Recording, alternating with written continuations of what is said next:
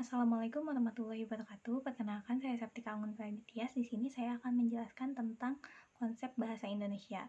Nah, sebelumnya kita akan mengenal dulu apa sih bahasa dan berbahasa itu. Nah, bahasa adalah alat verbal yang digunakan untuk berkomunikasi, sedangkan berbahasa yaitu proses penyampaian informasi.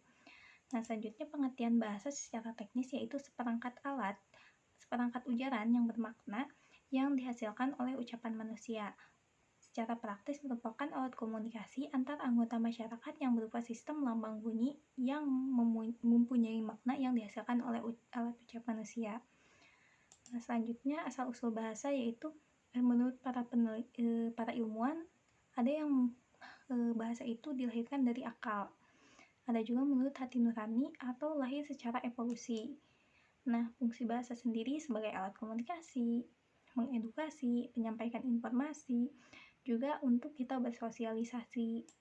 Nah, struktur proses berbahasa itu dibagi menjadi dua, yaitu secara produktif dan juga secara reseptif. Nah, untuk berkomunikasi kita membutuhkan 3 komponen, yaitu pihak yang berkomunikasi, informasi yang akan disampaikan, dan alat yang digunakan dalam berkomunikasi. Nah, selanjutnya bahasa manusia itu mempunyai keistimewaan, yaitu bahasa yang cepat hilang dan bahasa yang saling berkomunikasi atau saling bersangkutan.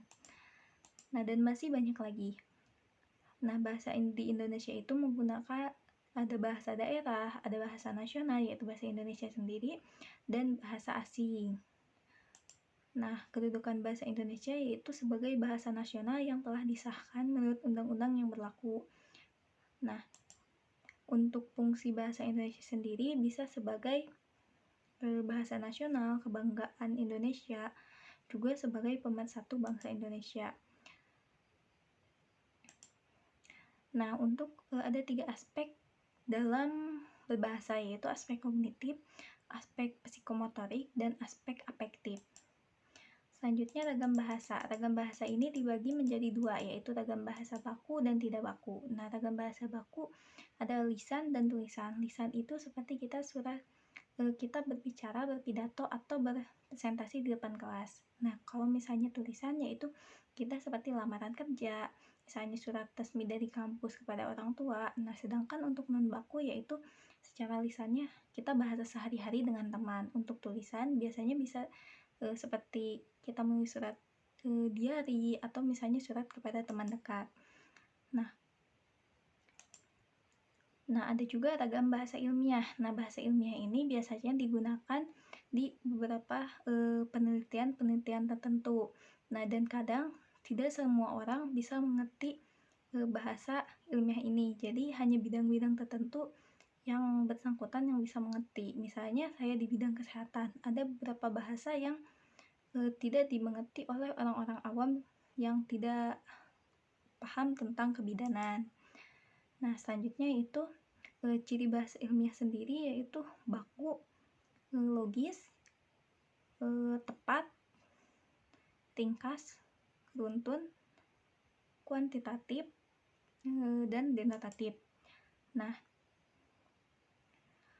di Indonesia sendiri sudah ada beberapa penyimpangan dalam berbahasa Indonesia, yaitu kebanyakan di Indonesia mulai mencampur-campur bahasa, seperti misalnya bahasa Inggris dan bahasa Indonesia. Nah, itu menimbulkan perubahan bahasa, jadi tidak menggunakan bahasa Indonesia yang baik dan benar, dan banyak bahasa yang menimbulkan ambiguitas, jadi memiliki arti ganda.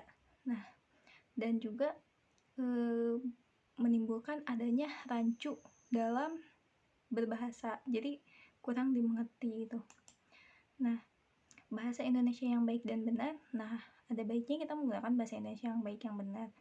Nah, bahasa Indonesia yang baik dan benar yaitu bahasa Indonesia yang digunakan seseorang dalam kesempatan dan situasi yang sesuai dengan saat dia melakukan berbahasa itu. Nah, mungkin hanya sekian yang bisa saya sampaikan dari mengenai soal bahasa dan berbahasa tersebut. Mohon maaf apabila ada kesalahan. Wabillahi taufiq wal hidayah. Wassalamualaikum warahmatullahi wabarakatuh.